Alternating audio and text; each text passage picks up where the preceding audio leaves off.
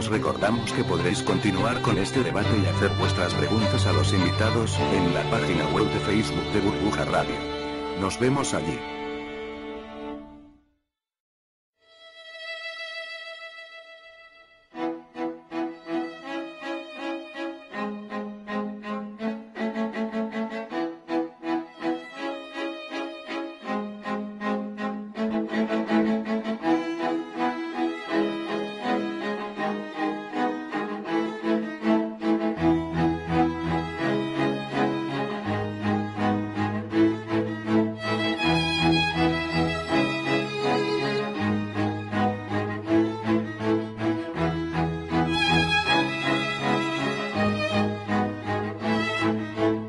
Están ustedes escuchando Economía Directa. Buenas tardes, profesor Niño. Buenas tardes. Quería agradecerle en primer lugar el que nos haya concedido su tiempo a un grupo como el nuestro, que es un grupo de Internet que apenas tiene trascendencia ni importancia en esta sociedad más que dentro de este mundo virtual. Pero son muy vistos, ¿no? Eso parece, que nos lee mucha gente. Yo a veces me quedo sorprendido. El otro día precisamente hablaba con el presidente de un famoso grupo inversor y me quedé muy sorprendido porque nos conocía perfectamente, sabía quiénes éramos. Entonces, dentro de ese ámbito, pues sí, la verdad es que podemos tener cierta importancia. Ahora lo que nos interesa es poderlo trasladar al mundo real, al mundo real, desde este mundo virtual al mundo real. Usted sabrá que dentro de este mundo virtual es una de las personas más apreciadas. Pues eso me dicen. Se habla muchísimo de usted, de todo lo que escribe, todos sus artículos son comentados al detalle. Se le hace un seguimiento exhaustivo. Por supuesto, aquí tenemos al responsable de este seguimiento que se le hace, que es este libro, el Crash del 2010, en el que usted ha anticipado este problema tan grande al que nos estamos enfrentando. Ahora que ya se ha cumplido más del año desde la publicación del libro, si no me equivoco, debe hacer ya, es de marzo, creo que es, ¿no? De marzo del 2009. ¿Cómo ve usted la evolución de los acontecimientos? Bueno, a ver, yo quise hacer una matización, porque, claro, el pasado tiende a olvidarse.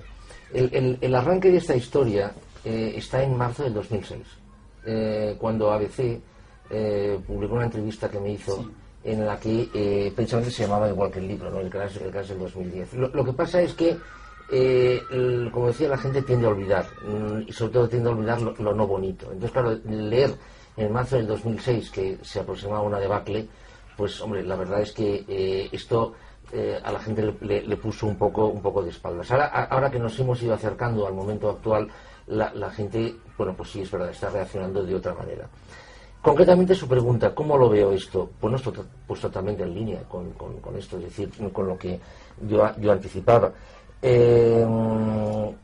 Estamos casi en junio, estamos a mediados de mayo, los planes de ayuda, los planes de estímulo están periclitando. En Alemania el mes pasado se vendieron menos coches, el mes pasado en España se han fabricado menos también. Los ayuntamientos han organizado un cisco monumental porque les habían prohibido el endeudamiento, tal. Es decir, estamos viendo que estamos viviendo cogidos las cosas con alfileres. A la que esos alfileres empiezan a caerse, esto se va a derrumbar. ¿Por qué? Porque la base sobre la que se ha sustentado todo esto, pues se ha agotado. O sea, a mí me ha llamado mucho la atención leyendo su libro, sobre todo me ha parecido entender que todo lo fundamenta en que hemos llegado al límite de la utilización de los recursos naturales y que eso no permite que la economía siga creciendo como ha ocurrido en los últimos, digamos, 180 o 190 años. Este es un elemento. El otro es la evolución de la deuda. Es decir, me explico. Esto que viene ahora, entiendo yo que es una crisis sistémica, igual que la del 29 o la del 1875 o 1820, es decir, Cada X tiempo los modelos de funcionamiento se agotan y tienen que ser sustituidos por otros modelos nuevos. Bien, después de la Gran Depresión se puso en marcha un modelo que ha sido, la verdad, ha sido exitosísimo. ¿Por qué? Bueno, pues porque propició un crecimiento absolutamente espectacular. Ahora, ese crecimiento tan espectacular, a medida que fueron avanzando las décadas, en las décadas me refiero a 50, 60, 70, 80, 90, se fue haciendo cada vez, por un lado, más desperdiciador de recursos, es decir, más malgastador, y por el otro, más dependiente del crédito. Es decir, cojamos el fenómeno más reciente que se ha producido en nuestra geografía. El último boom inmobiliario que ha habido en España, digo el último porque si analizamos los últimos 50 años de la historia de España, siempre que ha habido un boom económico, ha habido un boom inmobiliario. Pero bueno, analizando el último boom económico que ha habido, el último boom inmobiliario que ha habido en España, hubiese sido imposible, absolutamente imposible, si España no hubiese pertenecido al euro. ¿Por qué? Porque si España no hubiese pertenecido al euro, la afluencia masiva de fondos que han propiciado la oleada de créditos que posibilitaron estas compras de vivienda no se hubieran producido. Entonces, claro, es decir, estos dos pilares, insisto, el crédito y por otro lado el desperdicio de recursos, han propiciado un crecimiento espectacular, genial, fantástico, maravilloso. Yo tiendo a no criticar nunca el pasado, pero claro, que ha llegado a un agotamiento, ya nada más que sí. Es decir, cuando una economía como la española llega a un nivel de deuda del 400% del PIB, es que eso no se sostiene. A ver, podemos dar razones monetarias, financieras, presupuestarias, para que eso no se sostenga, pero es que es un tema físico. Sí, y entiendo que ha quedado claro en su libro que esa era la única forma de crecer. Pero una cosa aún más preocupante que veo yo es que en los países desarrollados, en la mayor parte, yo creo que los paradigmas pueden ser sobre todo España y Estados Unidos, se ha crecido a base de endeudarse con el exterior, de aumentar la deuda exterior neta.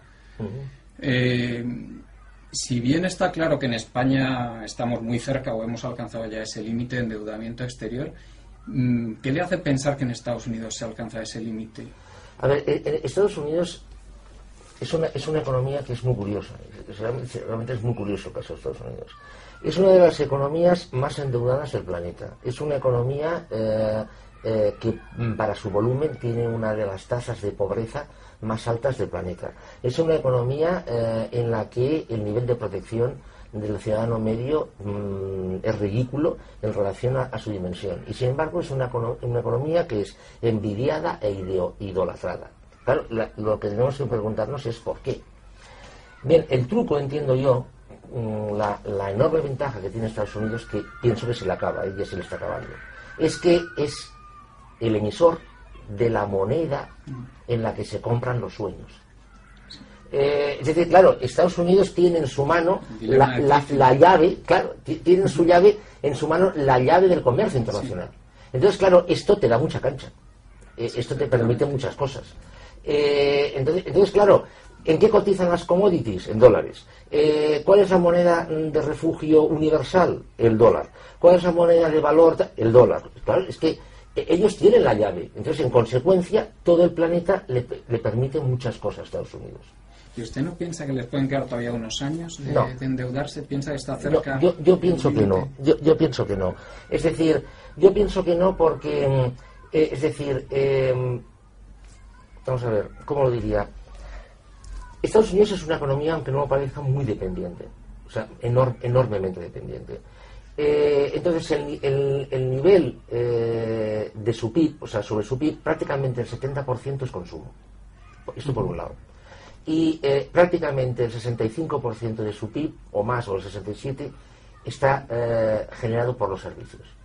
Entonces, eso es un país que vive de que le presten. Estados Unidos, para sobrevivir cada día, necesita que por la puerta le entren 2.000 millones de dólares. Sí. Y de momento lo están entrando. ¿Por qué? Porque existe esta confianza de que a través de este juego dólar tal se va a permitir seguir adelante este esquema. Yo entiendo que este esquema se acaba. Y una cosa que me llamó mucho la atención en su libro, que había hecho unos cálculos de cuál podía ser el crecimiento potencial a nivel mundial durante esta época que viene. Entendí que más o menos hasta dentro de unos 50, 60 años. Lo calculó entre el menos 0,5 y el 2,6% aproximadamente, por lo que leí. En los próximos 10 años, no 50, 10 años. Sí. Sí, es que no quedaba hasta el 2020. No sé si no lo entendí yo bien o no quedaba claro sí. en el libro. Entonces, si estamos partiendo de un PIB potencial que en el peor de los casos quedaría prácticamente nulo, y sabemos que hay países que les va a ir muy mal, como son los Estados Unidos o España o Francia, o usted mismo ha dicho que China también le puede ir bastante mal. Entonces, ¿a qué países les va a ir bien? Porque si a unos les va muy mal, a otros les irá un poco mejor. A ver, yo entiendo que a los países que les va a ir menos mal son los países muy productivos, muy eficientes, muy pequeños, con bajo nivel de población, y aquellos países que por cultura son capaces de pasar con nada. Entre los primeros metería a los escandinavos, a Holanda, a Austria, y entre los segundos metería a Japón. Japón demostró que hizo su revolución industrial en prácticamente 35 años, cuando a Inglaterra le costó 100, que quedó absolutamente destrozado después de la Segunda Guerra Mundial, y a base de unas penalidades sin cuento consiguió resurgir de ahí. Japón tiene la ventaja de que existen dos Japones, el Japón exterior y el interior, con todas las inversiones que tiene desplegadas por el mundo. Esto yo creo que a Japón le da mucha cancha, le da sinceramente mucha cancha. Un país que tiene una gran inventiva. Y luego, por otra parte, Inglaterra, no Reino Unido, Inglaterra, yo pienso que tiene bastantes posibilidades también, porque no está en ninguna parte. Es decir, como dijo el primer ministro de Israel, Inglaterra no tiene aliados, Inglaterra tiene intereses. Es decir, Inglaterra es capaz de irse con quien haga falta. Y además Inglaterra, yo creo que no se les rasgan las vestiduras.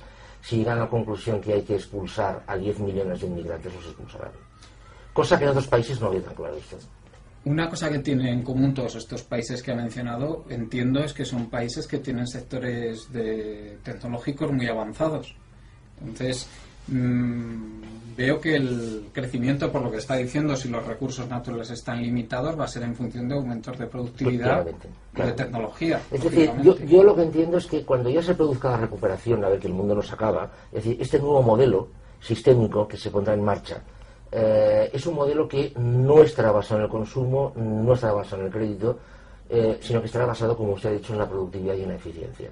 Entonces, por ejemplo, en los próximos años estoy convencido que vamos a experimentar la tecnología, sobre todo la biotecnología, y las tecnologías relacionadas con la energía van a experimentar unos avances absolutamente espectaculares. Esta noticia que apareció el otro día de que Craig Venter había conseguido sintetizar una célula, o sea, esto es espectacular. O sea, las posibilidades que esto tiene, esto lo estoy hablando con técnicos de aquí, son absolutamente alucinantes. Y esto es el inicio del inicio. Entonces, además, va a pasar otra cosa.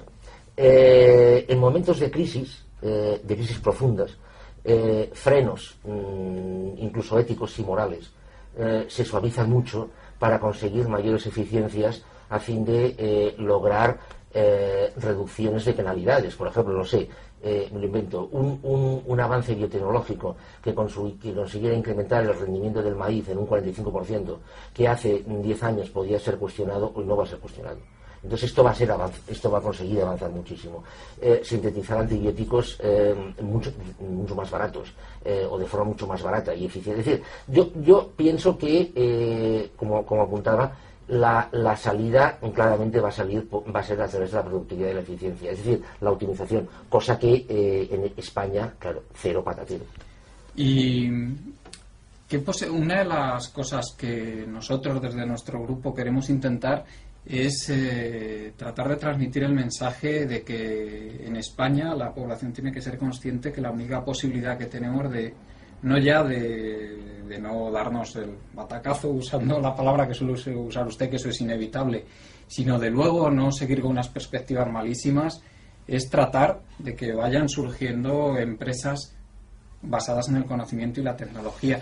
¿Usted qué posibilidades ve de que eso vaya surgiendo en España? ¿O de qué forma podría fomentarse eso en España? A ver, cuando habla de España, ¿se refiere a toda España?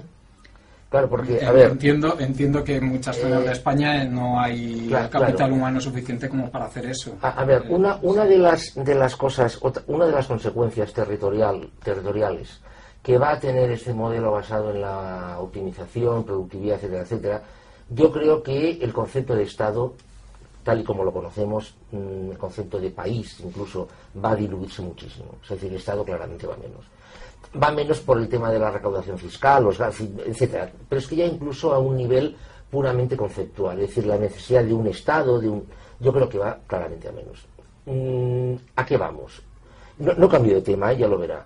Por un lado vamos a una muchísimo mayor coordinación a nivel de área y a nivel internacional, y por el otro lado creo que vamos a la construcción de clústeres regionales, metarregionales y subregionales, a fin de generar sinergias y colaboraciones. Claro, pregunta, volviendo a la cuestión de usted. ¿Es factible en España la construcción de estos clústeres metarregionales, regionales y subregionales? Yo creo que sí. De hecho, ya tenemos algún ejemplo, pero muy limitado. Yo creo que esto claramente va más.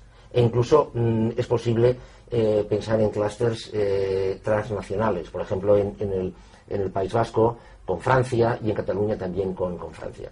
E incluso más allá, o sea, es decir, toda el área del Mediterráneo, etcétera, etcétera. Ahora, claro, hay zonas en las que realmente está esto muy mal. Sí, se entiende que hay zonas que no. Yo para no hablar de España, porque siempre es feo, pensemos que hoy ya en Alemania hay zonas que el nivel de desempleo no llega al 3% y hay zonas en que es el 26%. Sí, en Alemania. Alemania del Este está francamente Entonces, mal, claro, sí. es que cuando hablamos de Alemania pensamos, claro, todos pensamos en Berlín y en Hamburgo, pero... ¿Y se puede hacer algo desde los poderes públicos para fomentar esto o cree que esas iniciativas son muy difíciles? Yo pienso que esto, el fomento de estos clústeres, yo creo que vendrá, pero por el lado de las corporaciones. Es decir, en primer lugar, los estados no van a tener fondos para abordar estas iniciativas. Estas iniciativas que, cuidado, que son muy caras, o sea, porque estamos hablando de fomentar, financiar, ayudar en la alta tecnología, y la investigación y el desarrollo de esto es muy caro, realmente es muy caro. Yo creo que esto vendrá más por el lado de las grandes corporaciones, fondos de inversión tecnológica que estén en combinación o en comunicación con grandes corporaciones y que se dediquen a fomentar estas vías. Por ejemplo, por hablar de algo, es un puro ejemplo, de verdad, no sé nada, que nadie haga ninguna cábala extraña. No me extrañaría, por ejemplo, que mañana se publicara que va a haber una colaboración para descubrir nuevos talentos entre el fondo Berkshire de Warren Buffett y General Electric, por ejemplo. No me extrañaría. Que esto así junto tiene muchísima más potencia de la que puede tener cualquier Estado para conseguir ese fin. Y ya cambiando un poco de tema, estamos viendo ahora que se están intentando fomentar medidas deflacionarias, claramente deflacionarias, sobre todo para los países del sur. Eso es lo que se está intentando hacer, y sobre todo medidas, digamos, de la economía de la oferta. Es decir, lo que llaman reformas estructurales, lo que llaman flexibilización del mercado laboral. ¿Qué futuro le ve usted a estas medidas? Cero, ninguno. Me explico. Lo que se está vendiendo es lo siguiente. ¿Sabes qué es muy curioso? O sea, la recuperación tiene que venir por el lado de las exportaciones. Eso es lo que nos cuentan. Es decir, se da por supuesto de que el consumo interno va a bajar, debido a que la renta va a bajar y debido a que el crédito va a bajar. Bien, Entonces, la solución ¿cuál es? De momento no pongamos ningún nombre de país. ¿La solución cuál es? La solución es hagamos más competitiva la economía vía costes y exportemos.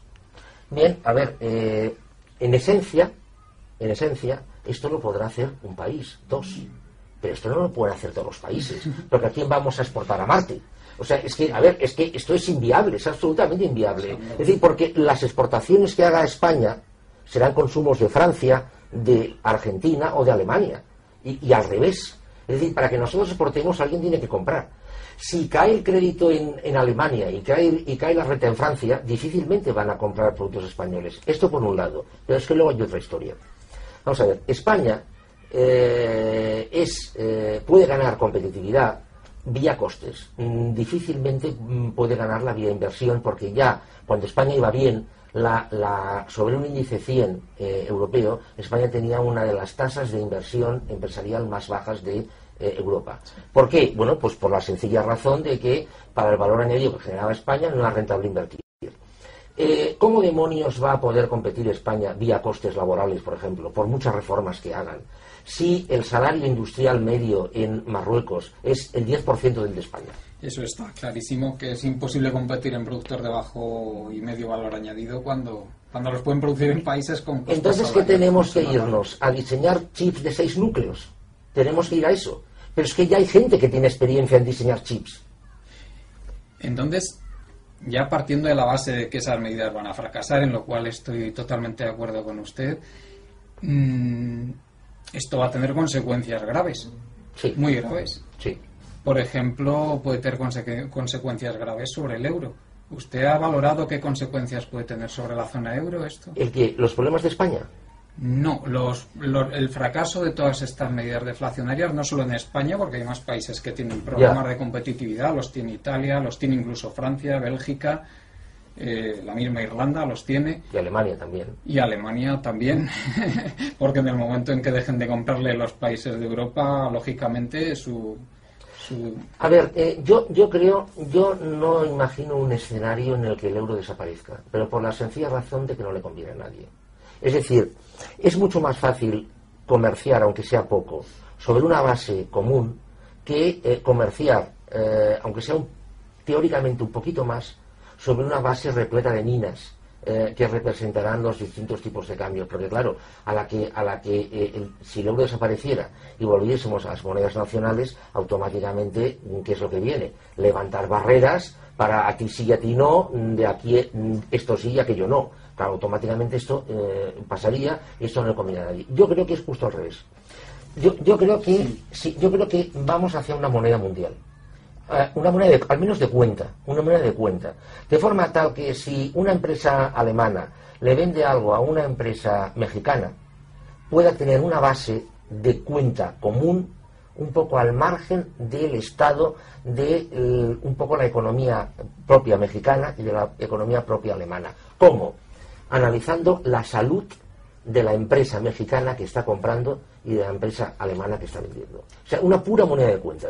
Entonces, entiendo también que esto que me está diciendo implica que supone que la globalización no tiene vuelta atrás. No, en absoluto. En absoluto. En absoluto. Es decir, yo creo que ya estamos en un mundo postglobal. Sí. Es decir, la gran tragedia que tienen los países subdesarrollados, mal llamados países en vías de desarrollo, la gran tragedia de las economías subdesarrolladas es que están globalizadas y no lo saben, ni pueden participar en la globalización. Dos de los principales productores de algodón del mundo son Malí y Uganda. Dos de los principales productores de algodón del mundo, que no tienen absolutamente nada que decir en el entorno del algodón mundial. ¿Por qué? Porque no tienen ninguna fuerza. Es decir, la globalización es algo a lo que se ha llegado por evolución, por necesidad evidentemente, pero por evolución. Esa evolución fue fruto de la necesidad, y ahora ya echar atrás, volver atrás, es impensable porque se perderían posiciones. Es decir, nos puede gustar más o menos y podemos meterle más o menos juicios de valor, pero una vez entiendo yo que se ha avanzado, volver atrás es imposible. Ejemplo, la esclavitud. La esclavitud, es muy curioso esto. El país más encendidamente antiesclavista fue Inglaterra, que fue precisamente el país que más había participado en el comercio de esclavos. ¿Por qué? Porque en el momento mismo, incluso el Reino Unido estaba todavía pintándose. En el mismo momento en que se dieron cuenta de que una persona esclava consumía, una persona no esclava consumía, y una persona no esclava podía participar en la economía muchísimo más, infinitamente más que una esclava, fue declarada ilegal la esclavitud. Ya es imposible volver atrás. O sea, es que es imposible volver a la esclavitud, independientemente de cuestiones éticas y morales. Un poco con la globalización, entiendo, pasa lo mismo. Y eso también tendrá como consecuencia que se profundizará en lo que es la redistribución de la riqueza mundial, como ha pasado estas últimas décadas. Es decir, yo entiendo que ha habido unos flujos muy grandes de capital, sobre todo desde las zonas de lo que llamamos el mundo desarrollado hacia Asia, y que este proceso va a continuar imparable, lo cual va a suponer que desde mi punto de vista que las condiciones de vida que estamos manteniendo en Europa o en los Estados Unidos no va a ser posible seguir manteniéndolas. A ver, yo vuelvo un poco a lo que decíamos antes. En el X en el que generen biotecnología alimentaria que sirva para mejorar cultivos, rendimientos, etcétera, etcétera, y que evidentemente esto tenga unas posibilidades, ahí la renta se va a disparar.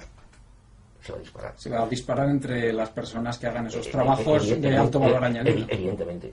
El resto, pues, entonces, si a esto le llama redistribución, redistribución geográfica, me refiero, tal vez. ¿Flujos migratorios hacia estas zonas? No lo creo. Y otro asunto que se me ocurre de mucho interés es en España y en el mundo desarrollado en general esto va a generar un enorme paro estructural, el que llamábamos el paro en la teoría, el desempleo tecnológico que podía hablarse en la teoría marxista o en las teorías de Malthus. Este se va a generar y va a ser muy alto. Sí, pero esta gente, ¿cómo va a sobrevivir? Claro, es que, a ver, yo entiendo que estos conceptos, desempleo estructural, desempleo tecnológico, son conceptos propios de la revolución industrial. O sea, la descripción que hizo Marx de la generación de la tendencia decreciente de la tasa de ganancia es que es magistral. O sea, es que es de libro, claro, por eso lo escribí en un libro. ¿Qué es lo que sucedió? ¿Por qué no se produjo la revolución obrera, etcétera, etcétera? Porque la burguesía entendió, muy inteligentemente, que el truco estaba en darles más ocio y más salario a la gente para que consumiera lo que fabricaba, a medida que la productividad fue aumentando. Entonces, claro, todo este proceso es un proceso que se encuadra dentro de una dinámica de revolución industrial. Entiendo que ahora este proceso de revolución industrial ya ha concluido y ahora pasamos a otra cosa. Es decir, conceptos como desempleo estructural, desempleo tecnológico, yo creo que dejarán de tener sentido y pasaremos a hablar de otra cosa, de la población laboral o profesionalmente necesaria y de la población no necesaria. Y entiendo también. Entonces, perdone, ¿cómo sobrevivirán? Que era la pregunta. Bueno, a ver, hay una cosa que tiene varios nombres, subsidio de subsistencia, renta mínima, renta básica, o sea, tiene distintos nombres. Uno de sus principales expertos, por ejemplo, está en la UB, el señor Raventós. Doctor Raventós, perdón. El tema es un tema que yo creo que se va a generalizar absolutamente. Es decir, habrá gente que por el hecho de nacer recibirá una renta y no va a ser necesario nunca. O muy pocas veces. Es decir, yo creo que vamos hacia una disposición en la cual habrá un porcentaje de población que va a ser siempre necesaria, una población que no se va a jubilar nunca, una población que siempre va a estar ahí porque va a ser necesaria y va a disfrutar y va a gustarle y todo lo que queramos. Es cierto que con una, entre comillas, jubilación decreciente porque no va a poder dedicarse. Hay un modelo de un sociólogo inglés que habla de esto, no recuerdo cómo se llama. En segundo lugar, una población bastante reducida que trabajará muy a nivel temporal, con contratos muy breves, muy a salto de mata, como se dice vulgarmente, y luego habrá otra población que prácticamente no será necesaria nunca. como la productividad será muy alta, evidentemente, y como la tendencia a la natalidad, de la tendencia decreciente irá decayendo, claro, evidentemente se irá produciendo un ajuste demográfico. A ver, Jamie Rifkin, por ejemplo, calculó que en algún momento del siglo XXI, para generar el 100% del PIB mundial, solamente hará falta el 5% de la población actualmente existente. Entonces, claro, es que esto nos plantea unos modelos radicalmente distintos. O sea, es decir, es que es otra película. O sea, es decir, la revolución industrial se basaba en el más. Es decir, más población, más empleo, más consumo. Actualmente no. O sea, este modelo no es esto. Sí, ahora entiendo que podemos aspirar a seguir más o menos estabilizados y a lo mejor, según vaya aumentando la tecnología, ir subiendo un poquito, según vaya aumentando la productividad. Sí, pero algunos. Sí, no me refería en el conjunto todos. de la economía, pero que eso va a repercutir fundamentalmente entre esta gente útil y, por supuesto, entre los propietarios del capital, entiendo, ¿no? Sí, pero, a ver, los propietarios del capital, claro, es que dicho así, volvemos otra vez a la dinámica de clases, ¿no? Es decir, los propietarios del capital, los propietarios del trabajo. A ver, ¿quiénes son los propietarios del capital? ¿Los accionistas? Claro, el propietario del capital... ¿Quiénes son los propietarios del capital? ¿Los accionistas? Claro, el propietario del capital o un propietario del capital es el que pone pasta encima de la mesa para que el biotecnólogo tal investigue su enzima tal. Pero es que ese biotecnólogo también tiene un capital enorme. Sí. ¿Me explico? Claro, sí, su conocimiento, entiendo, ¿no? Claro, por ejemplo, el otro día me pasaron, igual lo han visto, un vídeo en YouTube, está sobre un robot que han diseñado que anda perfecto. O sea, el tema del desplazamiento robótico se ha eliminado. Es decir, ya no es un problema. Un robot que se desplaza autónomo, sin cables, ni wifi ni nada, se desplaza autónomamente por cualquier tipo de superficie. O sea, y esto insisto, o sea, estamos al inicio del inicio. O sea, es decir, las posibilidades de la tecnología son absolutamente brutales. Yo estoy totalmente de acuerdo en eso. Y esto tiene consecuencias. Sí. O sea, esto implica que el humano, o sea, la persona va a tener que cambiar de chip. Y la enorme dificultad es que la capacidad de adaptación de los humanos a estos cambios son mucho más lentas que los avances que la tecnología son capaces de provocar, y esto evidentemente ocasiona problemas.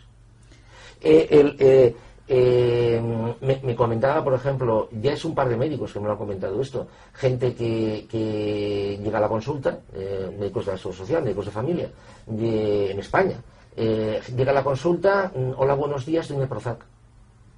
Oiga, pero usted, que no, pero yo ya sé que necesito Prozac. Esto está pasando ya. Entonces, claro, esto realmente no sé si es preocupante, pero esto va con un ritmo, vaya. Sí, desde luego las implicaciones de estos cambios tecnológicos son tremendas. Yo lo entiendo así también. Le quería plantear otro tema.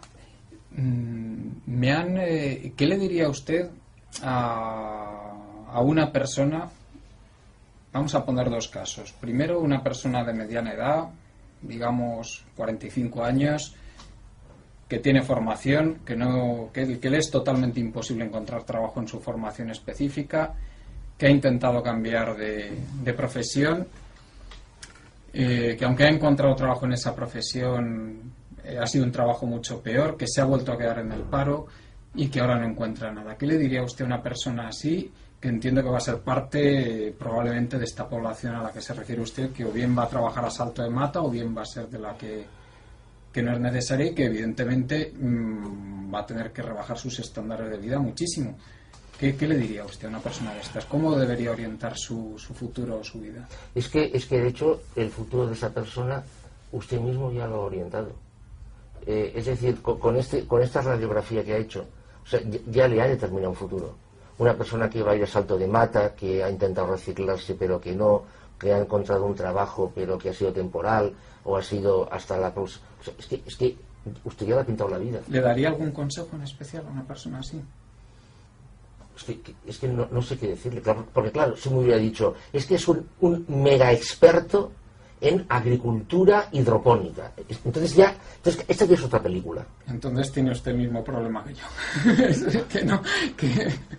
que nos quedamos sin saber qué decirle. Claro, es que ¿qué se le va a decir? O sea, lo único que se le puede decir a esta persona, es que le ha tocado vivir una época en la que sus conocimientos o su estándar o su...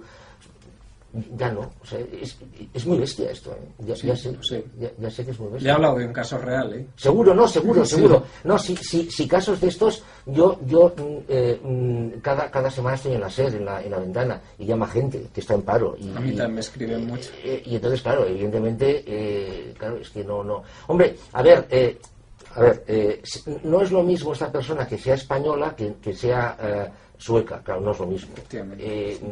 En Suecia esta misma persona tiene más posibilidades que de las que tiene en España. No es lo mismo que dentro de su tinglado, de su vida, sepa 2 idiomas o no sepa ninguno.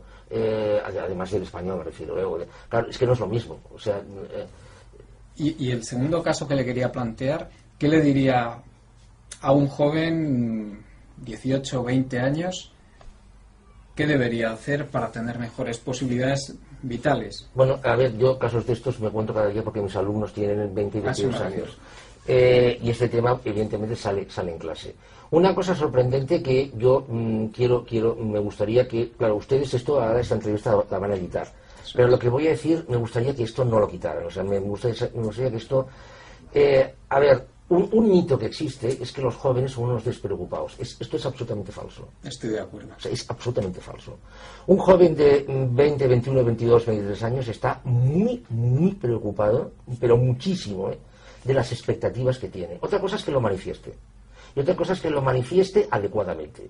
Pero le aseguro que están muy preocupados. Y mis alumnos tienen esta edad. Bien, en segundo lugar, ¿qué le diría? Claro, en primer lugar, que esto en España, se supone que este joven es español, ¿no? Sí. Sí, bien. Claro, un problema que hay en España es que el conocimiento de inglés que tiene la gente es muy bajo, o nulo. Hoy en día se da por supuesto de que una persona tiene que saber inglés, o sea, es que es sí o sí, o sea, no hay más. En segundo lugar, es distinto y cambia bastante, porque en los 45 años es importante, pero en los 22 años o 20 años es fundamental el nivel de formación que tenga. Es decir, no es lo mismo una persona que sea licenciada en música con 22 años que no que tenga una formación profesional mecánica en máquinas de corte de control numérico. Claro, no es lo mismo. O sea, las posibilidades de uno y otro son totalmente diferentes. Los dos son jóvenes, con una edad semejante, pero sus posibilidades son... si es universitario, yo le recomendaría que hiciera un Máster Bolonia para homologar su título con respecto a la Unión Europea. Si no tiene formación universitaria, que tiene una formación a nivel de formación profesional, que intente pulir o sea, que mire aquello que de verdad le guste, intente pulir sus conocimientos por esa vía. Lo del inglés ya lo hemos comentado, y si no tiene ninguna formación, realmente este joven tiene un problema muy grave. O sea, salió un artículo, no recuerdo dónde, hablando de la generación Nini. Esto realmente es muy problemático. O sea, es decir, la radiografía de la juventud española realmente es muy mala. O sea, es decir, un desempleo juvenil del 42%, una tasa de temporalidad del 65%, una tasa de mileurismo del 80%. O sea, realmente es un cuadro muy pavoroso. Es que el futuro ya está aquí. Sí, exactamente. Sí, ¿cuál es el problema? Claro, en el fondo, el problema es un problema que choca muchísimo con la realidad. Es decir, me explico. Nos están diciendo que la población española está envejeciendo y nos están diciendo que haría falta rejuvenecer esa población. Nos están diciendo esto cuando en realidad la realidad lo que nos dice es que sobra gente. Es decir, ¿qué es lo que sucede? El mensaje es un mensaje que se adapta a manuales anticuados que no corresponde con la realidad, y el futuro, el manual del futuro aún está por escribir. Claro, en este periodo de transición esto choca y se pone de manifiesto en temas realmente muy complicados. O sea, es muy complicado esto. Una pregunta que me han encargado de hacerle desde el foro de Internet, porque la gente está francamente preocupada. Esto tiene total libertad para contestarme. La gente está muy preocupada por sus ahorros. ¿Qué le recomendaría a las personas hacer ahora mismo con sus ahorros? Ni un problema. Yo respondo porque esa pregunta me la hicieron en TV3 hace 4 días. Y en RACU, que es una emisora de aquí de Barcelona, que es la emisora que más se oye en la franja de la tarde, también me lo hicieron. Ni un problema. Yo lo que sugeriría es que la gente, si tiene un plan de pensiones, aquí realmente lo tengo muy negro. Pero si tiene un plan de jubilación o un plan de estos, que lo liquide rápido, pero ya, aunque sea con penalizaciones. Si tiene un amigo que tiene y si tiene un amigo que tiene una empresa con una caja fuerte, que coja dinerito y lo meta en la caja fuerte, al menos para aguantar unos cuantos días. Pues 15 días o una cosa así. ¿Por qué? Porque yo estoy convencido que van a haber intervenciones de entidades financieras. Entonces a nadie le van a robar el dinero, evidentemente, pero cuando pasan estas cosas, durante unos días hay movimiento, hay ajustes, hay incertidumbre. Entonces, bueno, pues tener una disponibilidad tal. Si la gente, estamos hablando de gente que tiene muchísimo dinero y puede permitirse el lujo de olvidarse durante 5 años de sus ahorros, que yo le sugeriría que comprara futuros de petróleo. Básicamente. Commodities en general, pero sobre todo petróleo. Si busca a corto plazo, alguna seguridad a corto plazo, vigilando el tema, francos suizos, por ejemplo. Y por lo demás, pues, no sé, sí, más o menos. Sí, yo creo que ha contestado bien. Preguntan mucho también por el oro. El oro es curioso, ¿eh? O sea, decir, yo sobre esto he escrito bastante. El oro es un mito, el oro. ¿Sabes? El oro ahora está, me dice que estaba a $1.180. Superó los 1.000 euros hace sí, pocos días. Sí. El oro es un mineral cuyo uso industrial es muy limitado. Y que sobre todo porque dices, no, es que tiene un uso industrial terrible. Por ejemplo, el platino, que tiene muchísimo uso industrial. El oro no. El uso industrial del oro realmente es muy limitado. Sí. Es muy limitado, sí. El oro sobre todo tiene un valor simbólico y un valor ornamental. Y evidentemente un valor refugio. Porque hemos querido que lo tenga. Es decir, ¿quién fija el precio del oro? El precio del oro lo fijan 4 brokers y 3 mineros. Es que la realidad es esta. O sea, lo fijan 4 brokers y 3 mineros. Es decir, una persona que compre 50 gramos de oro no crea ninguna tensión sobre el precio del oro. O sea, el precio, y el oro además tiene un problema que es terrible. Es muy ilíquido. Realmente alguien ha pagado $1.100 por una onza de oro porque en un cuadro decía que este era su precio, lo va a vender y le van a dar lo que quieran darle. O sea, dices, no, le van a dar lo que indique ese cuadro. No. Él ha tenido que comprarlo por lo que ponía ese cuadro. Pero cuando vaya a venderlo, lo va a vender, le van a dar lo que quieran darle por él. O sea, si es lo mismo que... No es lo mismo, pero de alguna manera es lo que pasa con los pisos. Yo sé de gente que un tasador oficial le ha tasado el piso en 450.000 euros y han ido compradores y esto está pasando hoy, hoy. Le doy a usted 300.000. Oiga, pero es que el tasador... Oiga, perdón, yo le doy 300.000. ¿Usted los coge o no los coge? A mí, oiga, no me cuente su vida. O sea, si no le interesa, yo muy buenas. Esto está pasando hoy. O sea, pues con el oro va a pasar exactamente lo mismo, entiendo yo. O sea, que lo veo una inversión muy arriesgada. Totalmente. Más que arriesgada, absolutamente dependiente. Pero sobre todo porque es absolutamente ilíquido. A ver, es verdad, y esto en Alemania se dio mucho, en la Segunda Guerra Mundial, judíos escondidos y cosas de estas, situaciones de este tipo, que, por ejemplo, pudieron sobrevivir porque tenían oro y diamantes. Claro, si resulta que el que tiene patatas acepta que por 1 kilo de patatas le des un diamante, pues genial, pero lo ha de aceptar él. ¿Me explico? O sea, no es un valor reconocido. Hoy por hoy un billete es un valor reconocido. Es verdad que en el fondo un billete de 10 euros o de lo que sea, o sea, vale lo que queremos reconocer que valga. Pero claro, a nadie le va a interesar manipular artificialmente el precio de la moneda, porque entonces vendría un cataclismo global. El precio del oro, recordemos por ejemplo que en el año 94, si no recuerdo mal, estaba en $450. Sí. Entonces, ¿qué explica que de $450 haya pasado a 1.100, 1.150? Nada. Una pura especulación. Y en último lugar, yo creo que, no sé qué tal andamos de hora, creo que... Caramba, son las 5 menos 10. Ya tenemos que acabar, ¿no? Una pregunta un poco comprometida. Si usted fuera ministro de Economía... No, Dios no lo quiera. Que va. En absoluto. Pero vamos a hacer un ejercicio de fantasía. Pero muy fantástica, ¿eh? Sí. Y tuviera plenos poderes... Imposible. Uy, más fantástica todavía, imposible. Más fantástica todavía. Más fantástica, ¿no? ¿Qué medidas tomaría en estos momentos? Automáticamente, pero si tuviera plenos poderes, si no tuviera que dar cuentas a nadie. A nadie. Yo, automáticamente llamaría a todos los ministros de la Unión Europea y les diría, oye, ¿por qué no hacemos una reunión pasando de toda esta gente, de los primeros ministros y presidentes de gobierno tal, y hablamos un poco en serio de cómo está el tema? Pero pasando de toda la gente, eso es lo que yo haría. Es decir, pongamos sobre la mesa la problemática que tenemos todos. O sea, hay una problemática que tenemos todos, y luego hay todos en general, y hay otras problemáticas concretas que tenemos cada uno de nosotros. Lo que pasa es que están ligadas las dos. Pero de momento yo creo que lo que tenemos que diagnosticar es hacer el diagnóstico global de cómo están las cosas. Por esto yo siempre he dicho que la salida de esta crisis va a ser global, va a ser total.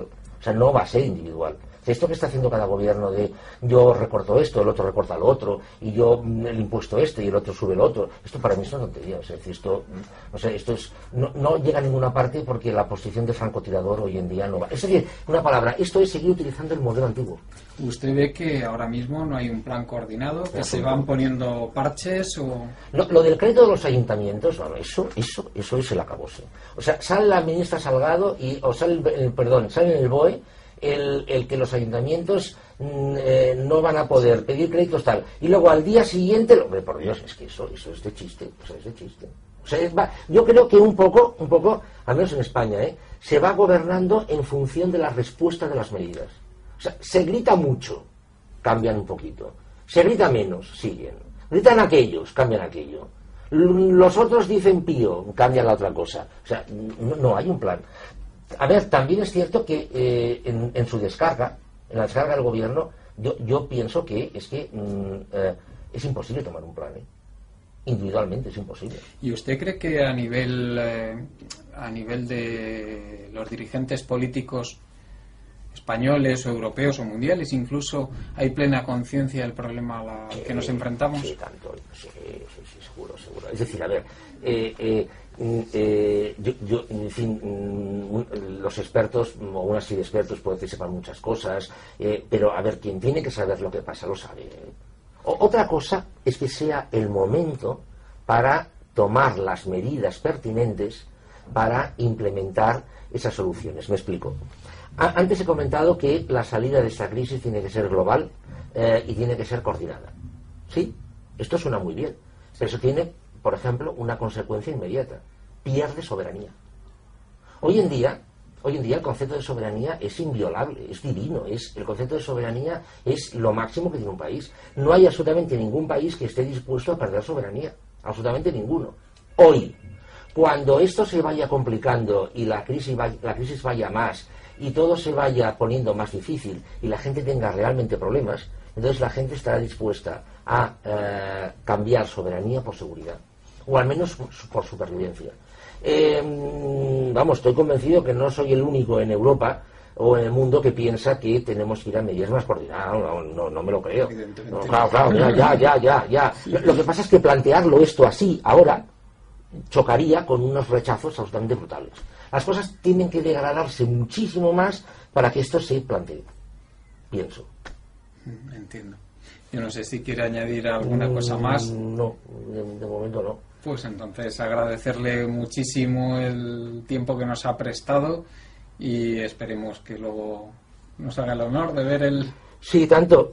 Por curiosidad, esto llevamos, ¿cuánto? 45 minutos. Más o menos. ¿Esto en cuánto se va a quedar resumido esto? No, ¿En serio? No se va a cortar, no se va a cortar. No se va a cortar nada. Nada. La madre de Dios. Ni lo que están hablando ahora. Exacto.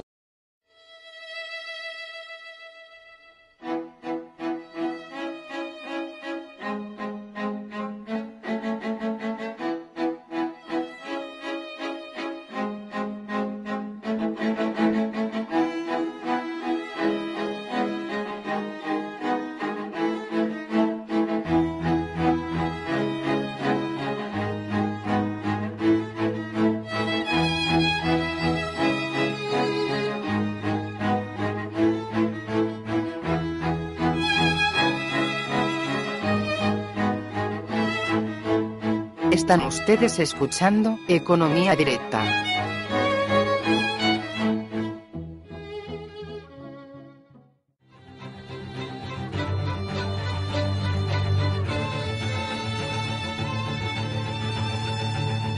Os recordamos que podréis continuar con este debate y hacer vuestras preguntas a los invitados en la página web de Facebook de Burbuja Radio. Nos vemos allí.